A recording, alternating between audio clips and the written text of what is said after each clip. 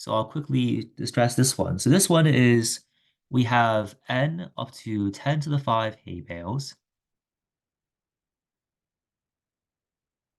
And these hay bales are going to have distinct x coordinates.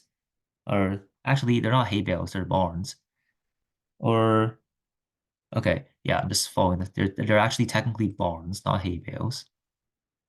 And these are essentially 2 times 10 to the 5. That doesn't really matter. And they're going to be scattered at some integer points, x1, x2, x3.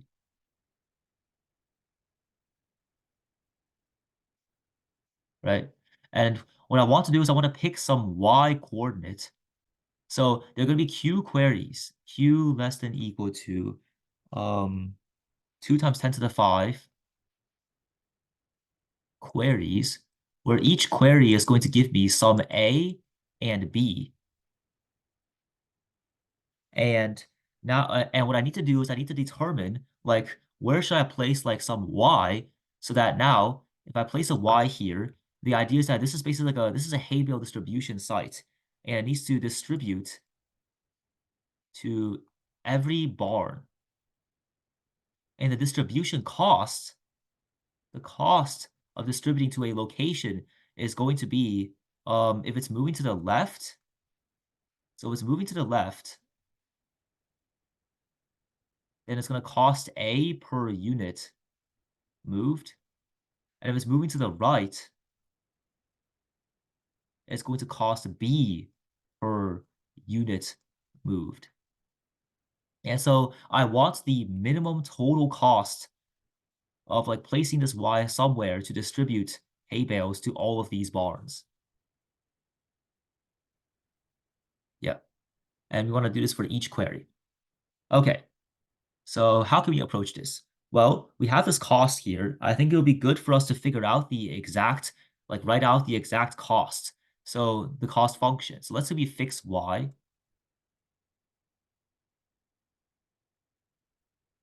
And also, let's fix y. And so after fixing y, let's also let's say there are k barns to the left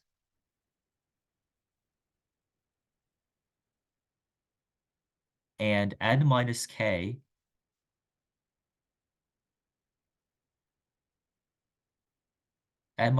barns to the right. And the cost is going to be, well, it's going to be, for all the ones on the left, it's going to be y minus the x coordinate multiplied by a. So writing it more succinctly, if I pre-compute like prefix sums, it's going to be a times, it should be y times k minus the prefix sum of the first k barns, right? And then for going to the right, it's going to be the sum of all the x coordinates. Each one's going to be subtracted by y. So for the second part of the cost function, it should be y times n minus k, or wait, it should be I'll write on a second line. It should be the sum of all the x coordinates on the right. So I'm going to write this as prefix of n minus prefix of k, and then minus n y times n minus k. So if we know like if we know like how many barns are to the left and how many barns are to the right, then this is the cost function. And so what exactly is this cost function? Well, this cost function is a linear function with respect to y. So it's going to and the slope of this function is going to be a times k minus b times n minus k. So this could be either positive or negative sloped line, but it's going to be some line, like I say this. And if it's a line, then very clearly the minimum of the line is going to be one of the two endpoints, either here or here. So if it's a positive sloped line, if a times k minus b times n minus k is positive, then we should pick y to be the far left endpoint. Otherwise, we should pick y to be the far right endpoint. Now, this is not the full function, right? Because the full function is going to depend on basically if y is here versus here versus here versus here. So like which two, depending on like which barns the y is in between, the k and n minus k are going to change. So the total function overall is going to be a piecewise linear function. It's going to look something like this. On the very end, it's going to look like this, and it's going to look like this, maybe this, this. So this is what the total function is going to look like, right? It's like as we slide to the right, the slope is going to get steeper versus like less steep. And we want to find the global minimum of this function. Now already, if we have a function like this, if we have a convex function like this, we can already apply some techniques like ternary search to find the global minimum. But ternary search on integers is a little bit iffy, and it might be hard to get it to work if they're equal points. And so instead, we can kind of look more closely at this problem, right? It's just like all we want to do is find the line that's like as close to slope 0 as possible, because like slope 0 is like the middle right here, aka where the minimum is. These are slope less than 0, and these are slope greater than 0. And we have the slope, which is just a times k minus b times n minus k. So what we can do is we can just binary search on k to find, I'll say find the first one with a slope greater than or equal to 0. So trying to find this right line. We just binary search for this line. If it's over here, slope is less than 0, we need to increase our bound. If it's over here, we need to decrease our binary search bound. So we're going to binary search for here. And then once we find this line, it's simply plugging into the cost function while picking y to be as far left as possible. And so in total, this is going to be log n per query, or n plus q log n in total.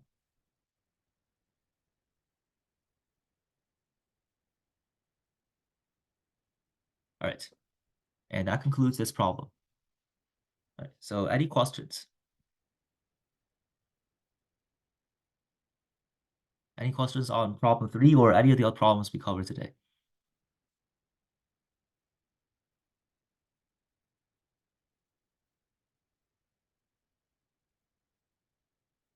Ooh, let's return to the slides then.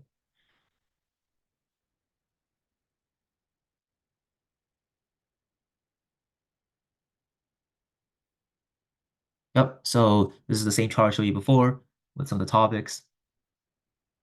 And so, yeah, the last thing I want to highlight is that we are offering a detailed report card. So basically, if you register with us, you can get back like kind of like a report card, summary report card that has like pretty much like detailed detailed solutions typed up, and also kind of like what topics you would need to like master in order to like get good at these problems. And yeah, just a lot more detailed information on summarizing this contest. Yeah. And so on the screen here, you can see that there's a Google form where you can submit your scores to get back a report card of this report card like this. And also we also have a Discord you can join for more live solution discussion. I think both of those links have also been sent in the chat. Yeah.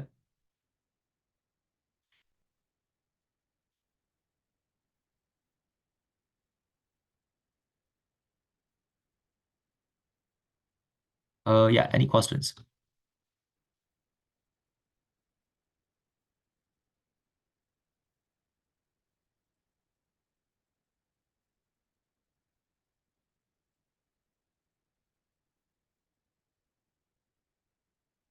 Okay, I think that's it then. Yeah.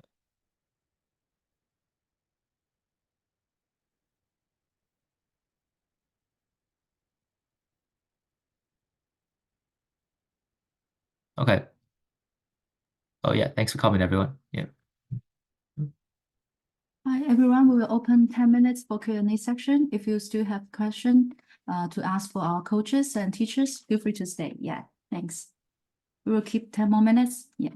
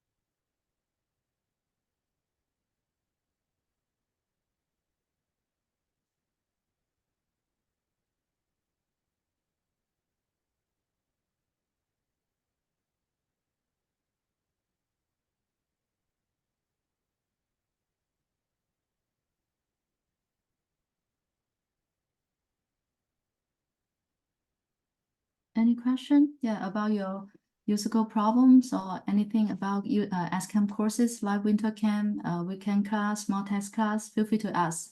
Max can share all information with you.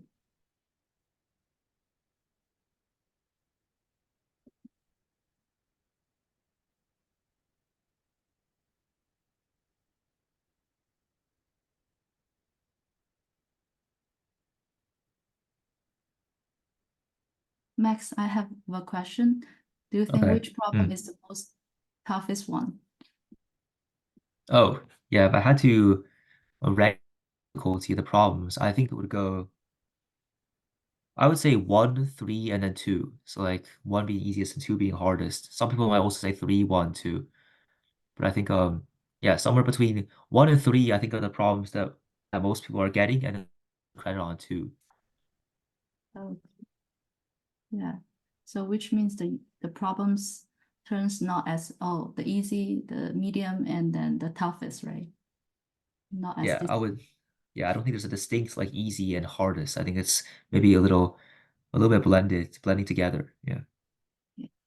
So do you have any suggestion for student if they say, okay, the problem one take me so many times, and then do they need to skip the problem one and then go to the next problems? Yeah, I would definitely not try to like follow some rule like I must solve problem 1 or something. I don't think there's any correlation between uh the number of the problem and how hard it is. And it's definitely proven to be no correlation in history as well. So just like read all the problems. Don't ever waste all your time on one problem and kind of like gather your look at all your options and also look at the subtasks too. Yeah, there's no sometimes you don't have to solve a lot of times you don't have to fully solve the problem to get a good score, right? So also looking at subtasks is worth it if you don't have a full solution. Okay. So do you have any Mhm. suggestion for your student? Like, oh, if I read the problems and like keep coding until 30 minutes or 40 minutes, do I need to skip to the next one? Or do you have any time suggestion for your student? Um, yeah, I mean, I guess time is just like certainly I think if you're in the last hour and you like don't have if you are in the down to the last hour, let's say, so last hour is like you don't have like much time to code stuff, new stuff, you probably just like have time to like finish coding or fixing whatever you already have. I think that's also a good time to start looking at subtasks, like start to look at the other options, see if you can get some partial credit here and there. Um, Also just don't be afraid to try things. Like for problem 2, there were like a number of heuristics. So the hardest part of the problem 2 was comparing the lexicographically minimum sequences, and you can't compare them directly, but there were a number of heuristics that got like a varying number of points, ranging between 14 to 19 test cases out of 20. So definitely don't be afraid to try things if you have nothing better to do, because sometimes you might just get like more credits than expected. Okay, got it. Yeah, some new Mm. participant joined. So here is the Q&A section. Welcome to uh, submit your question or yeah, just open your mic and discuss with our coach and teachers.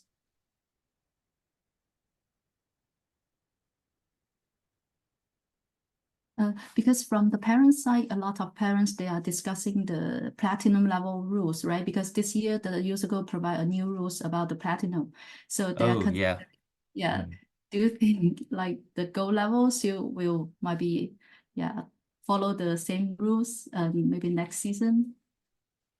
Oh, I think my guess is because I think the reason they implemented the rule in platinum is because there were like there have been like cases of people for people cheating in platinum and making like the camp and then they like don't and then they just don't know anything when they get to the camp. So I think like they might care more about like platinum at the moment and like trying to like stop like cheating or in that division.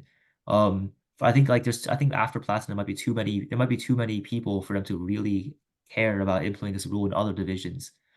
Because I think in general they want to allow for people who have more flexibility to try like every division. Yeah, That's just my speculation. I don't know really. yeah. Yeah. Because I remember this year, the Dr. Brandon also mentioned that every year he needed take a lot of times on develop the methods to solve the treating problems. So that's why the Mm, platinum level maybe the first level to try this. maybe, And yeah. to everyone, because this year we still invite Dr. Brandon to come and have the Ask Me Anything events around the midsummer, like June or July. So welcome to stay tuned with our YouTube channel or our social media channel. Yeah, we'll invite Dr. Brandon every year.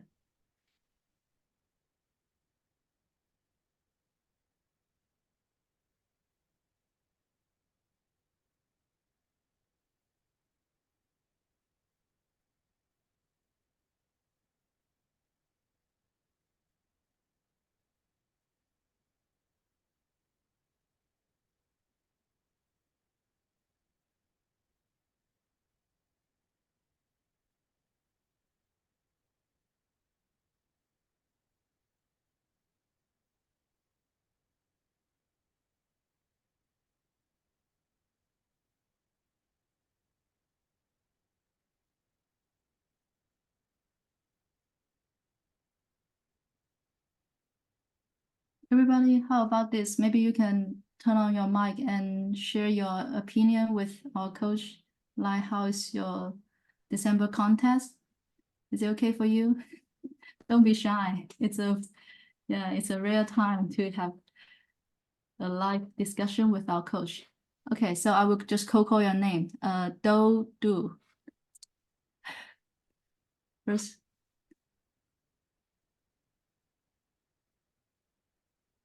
How about Jason? Jason, are you there?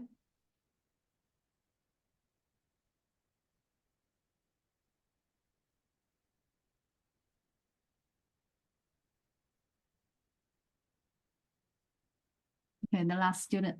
Zihan, are you there? Zihan, are you there?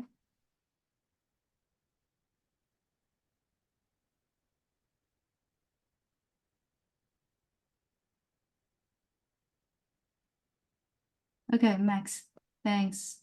Looks like students are pretty shy, right? I'm not sure why they Yeah, I think this concludes the session. Yeah. Okay, so thanks. We will continue on the silver level. So you need to join Charlie's Zoom, right? Mm. Okay. Yeah, I'll do that.